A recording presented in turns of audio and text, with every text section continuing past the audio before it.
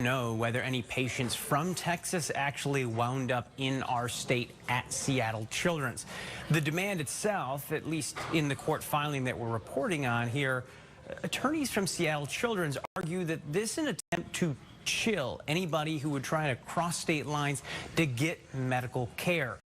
Today, I had a chance to speak with the state legislator who quite literally wrote the law meant to stop this exact type of situation.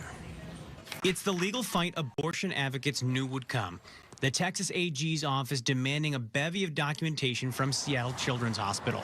Included in those demands, documentation of medications prescribed to children who live in Texas and traveled to our state for gender-affirming care.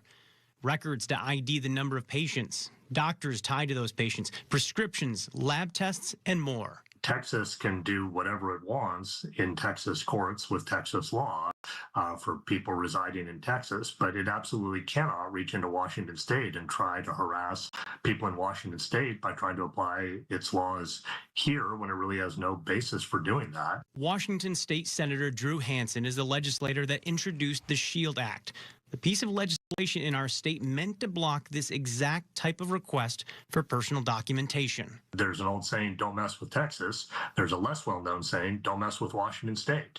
We're not interested in having them enforce their laws on our people. You say no! Following the overturning of Roe v. Wade last year, we saw a flurry of activity.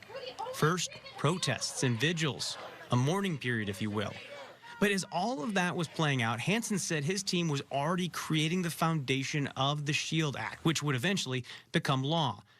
But the real question is, how will it play out inside courtrooms around the country? Seattle Children's doctors weighing in, saying in this legal filing, quote, the demands represent an unconstitutional attempt to investigate and chill potential interstate commerce and travel for Texas residents seeking care in another state.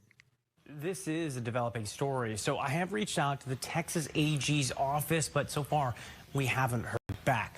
What we do know is that this lawsuit is based on what's known as the Texas Deceptive Trade Practices Act. It would appear the AG over in Texas is making a claim that there was some type of misrepresentation tied to, in their words, gender transitioning and reassignment treatments.